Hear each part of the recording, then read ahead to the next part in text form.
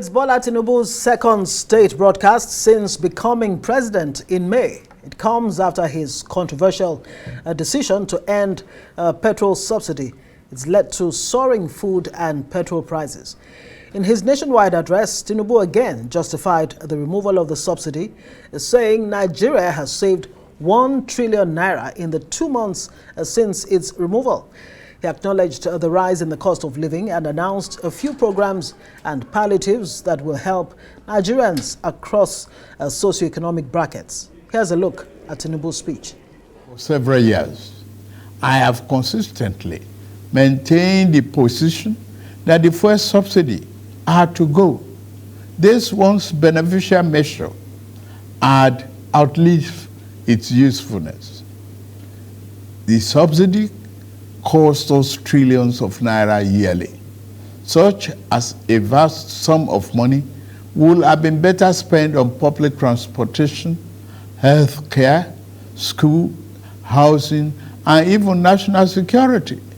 To strengthen the manufacturing sector, increase its capacity to expand and create good paying jobs, we are going to spend 75 billion between July 2023 and March 2024. Our administration recognizes the importance of micro, small, and medium-sized enterprises and the informal sector as the drivers of growth. We are going to energize this important sector with 125 billion. Out of the sum, we will spend 50 billion conditional grant to 1 million nano businesses between now and March 24. Our target is to give a minimum of 50,000 each to 1,300 nano businesses owners in each of the 774 local governments across the country. Ultimately, this program will further drive financial inclusion by onboarding beneficiaries into the formal banking system. In like manner, we will fund 100,000 MSMEs and startups with 75 billion. I have ordered release of 200,000 metric tons of grains from strategic reserves to households across the 36 states and FCT to moderate prices.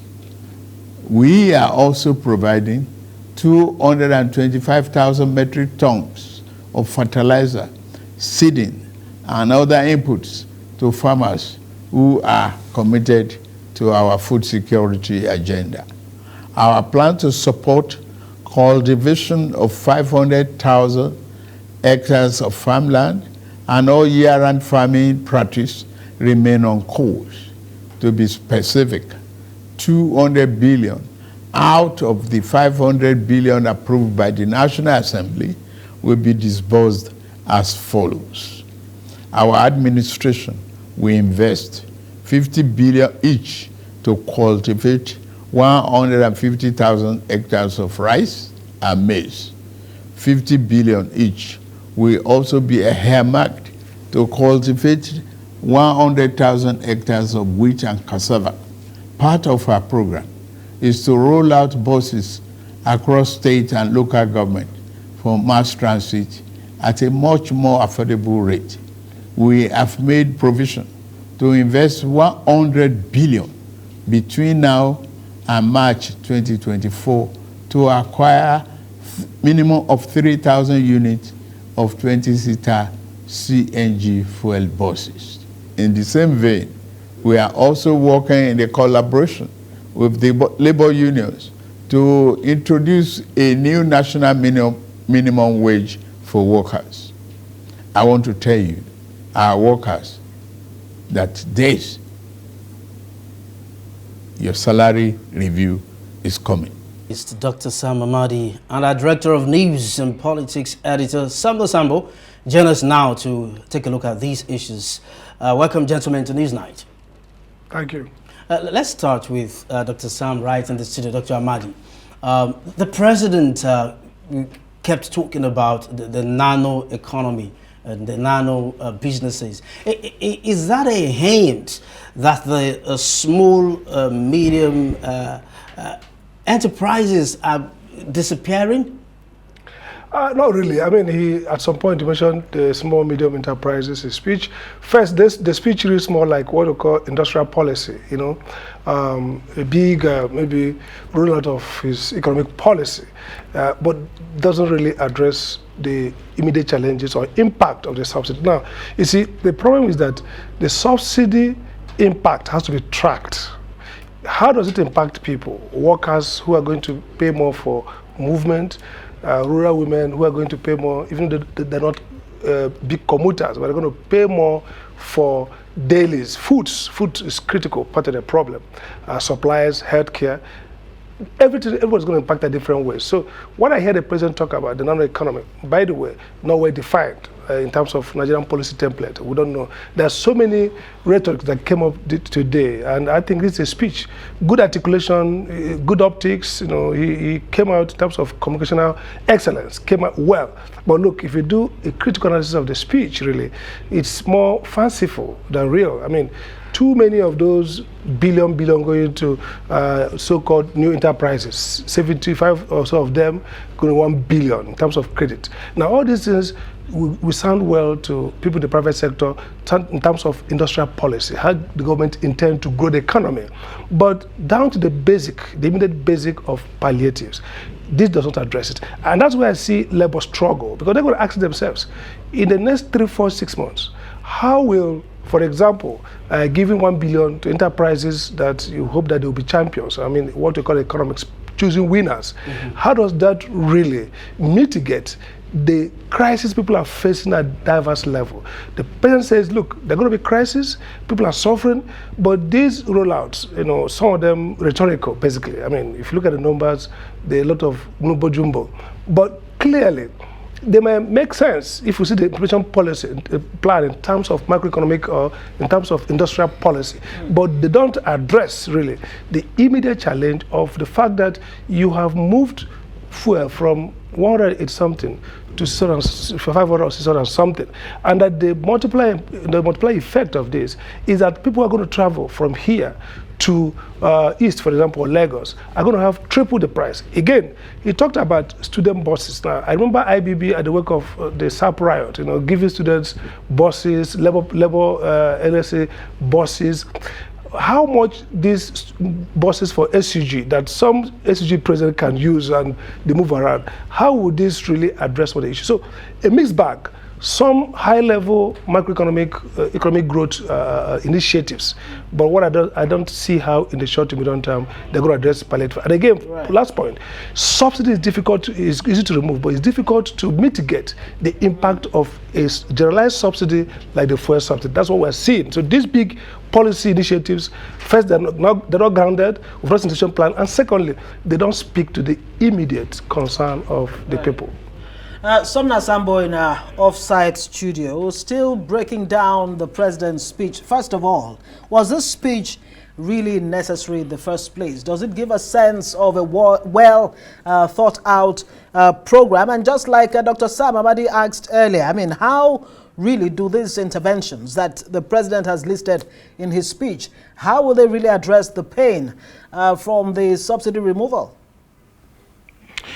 Well, I think the major challenge here is the issues of tracking. It looks like the government is putting out a plan that makes it look like a thinking government, although the president also went ahead to say that, look, this is coming at a time where that there should have been these policies before now, but there has been a gap, and he noted that gap. I think it's something that we should clinically take a look at.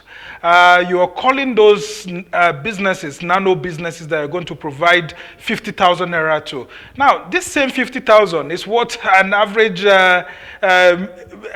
middle income earning Nigerian uses to actually fill up his car tank for a week. Now, so how can those 50,000 naira that will be issued to those businesses actually make the desired impact in communities when the prices of commodities have actually gone up? Yes, it looks like a plan that, we need to push out there. But in terms of the metrics, the numbers, I don't know if indeed we can track them more, because unless we track these promises that are being made, they look fanciful on paper. It looks like attractive in terms of what the government says it intends to do. But if you look at it clinically, you will see that we are providing subsidy through the back door again. In terms of food subsidy, you can see that in the same statement, President Tinubu said that he's already watching the currency exchange unification, and that if that policy doesn't look like what they had planned, that there will be an intervention. So when you intervene at the moment, what does that tell you? It tells you that an arbitrage has been brought back, and that is almost looking like what's going on. But I mean, it sounds good at the moment that the government is thinking about, investing heavily in agriculture. You can see that, there's thinking towards wheat production, cassava production, maize production, rice production. But we saw all of this during the last administration. So if Nigerians don't track, then there'll be a problem. But it looks good for now. And then the promise of a minimum wage increase, I think this should be able to help labor to reassess their threat of a strike on Wednesday. And hopefully, they should have a change of mind. So it looks good right now, but we should clinically track every promise that has been made by the presidency here. We're trying to track every promise. Item 7, Dr. Amadi, talks about the multiple exchange rate regime. And then the president says it's like currency speculation, really. That it's been diverted. The monies that should have been used to create more jobs and then other amenities, putting such monies in the hands of a few elites. What do you have to say to this? Well, I think as a policy, many Nigerians will support a unified exchange corridor. Has it really helped? Well, what has not helped is the floating, floating the currency, allowing it to be a victim of demand supply. We are also manipulators of speculation. Speculation doesn't only arise when there's arbitrage or where people have multiple markets. It arises also where there are persons who are trading in currency or who are manipulating currency. We've seen, for example, with UK, what happened to UK, what happened to other currencies, that, look, you are an import-dependent economy. You are not supply anything of much value apart from oil and gas, oil basically, then you float your currency. So it's subject to so much volatility. And that's why the president says we might step back into the game if we see that level of volatility. Now, what is driving part of the energy costs, inflation, food costs and other things, is also the impact of this exchange rate. So I didn't think it was a wise policy. I think unifying them is a good thing to take care of the corruption that has become part of it. But again, in this speech, Prince keep talking about the few elites. Look, you would think that it says all these subsidies captured benefit goes to small elites who are using money power. Look, it's not really true. Subsidy, the poor benefit from subsidy. It's true that because of our subsidy misadministration, the smuggling out of the borders and other crises of governance, it looks like elites benefit more. Why do you know? Today, look at the pump price before subsidy and now. So the logic that the subsidy is to defeat this powerful economic elite is not really true. But I think that the key point in this is that the government is struggling. It's coming back to the fact that maybe they didn't think through this process well. Maybe these palliatives should have come in. You can look at all that roll call of policies. There's none that really addresses the immediate impact of ordinary persons. Now, think in terms of the SMEs. Now, if you help them with credit, with access to funding, it's good for economy. But look, these things cannot immediately produce value in terms of greater economic development, more goods and services that bring down the price. So at the short to medium term, the people will suffer. And that's really the point around removal of subsidy in that whole sense. If they have done phase removal, then you have phase impact, then you can mitigate them small. So what I see in all of this is like giving up. The government has been caught napping, but they have to go back, and they're using the same one tide lifts every boat. So if you improve production, If you give some credit access to business people, then they'll grow the economy. And then a rising tide will carry everybody. Now, before a tide gets the people at the bottom, then the tide will take a long time. So we're going to see significant welfare loss for the poor and the working poor and the rural poor before we begin to, perhaps, if well implemented, the economy grows and hopefully every boat rises. But no evidence that economic growth in the nature of our economy will lift all boats. All right, Sumner, the president's been saying that about 1 trillion naira has been saved in barely 2 months since subsidy was removed. That seems to be a plus. And so much has been said really about where the kind of palliatives that Nigerians really need. The president's been praising the private sector for increasing, their salaries and all of that. Nothing was said in the president's speech about fixing the refineries. Isn't that where this 1 trillion naira and more should be going to fix this problem in a sustainable manner? Well, the issues of refineries receiving funding from the public purse is one that will be very controversial any moment from now. And that's why I'm thinking that the president wouldn't have wanted to go that way because we've seen lots of monies being pumped into the refineries without much results. Don't forget, Ibe Kachuku, former petroleum minister, had told us that by 2019, we're going to have the refineries working. And then it later turned to 2020 and then 2021, with Timmy Silva there as the Minister of State for Petroleum, still the same promises. And we're told that by 2023, at least one of those refineries, the Port Harcourt refineries, where you have those twin refineries actually being put in place, will be fixed. But, I mean, nothing more. So I think it's based on that, those thinking that you will see that he quietly ran away from that. But it's a good proposal. While some people are saying that we should revive it, there's also another school of thought that says we should sell outright these public refineries because they've just been taking our monies. But, coming also from someone who had earlier, said that this issue of fuel subsidy is fraud and all of that, it's been controversial. Look at the statement that President Tinubu had made then when he was in the ACN in sometime around 2012. He has said that the removal of fuel subsidy then was the Goodluck Jonathan tax. And that it wasn't something that should be done immediately. But in his speech today, he went ahead to say that he has been an advocate of the removal of fuel subsidy. I think that statement, is not totally correct, and it's something that the president should be shown the mirror so that he will see some of the statements that he had made, because he referred to this as the Goodluck Jonathan tax. And it's lack of the preparations that they are put in place that had made them to get into certain situations that I've seen them right now bringing palliatives through the back door in form of subsidy. Because what is happening right now with the CNG buses that are to be provided, it's almost practically like what usually happened in the past. During the SAP time, just like Dr. Sam Amadi has said, we saw buses being put in place in forms of mass transit. How did they end?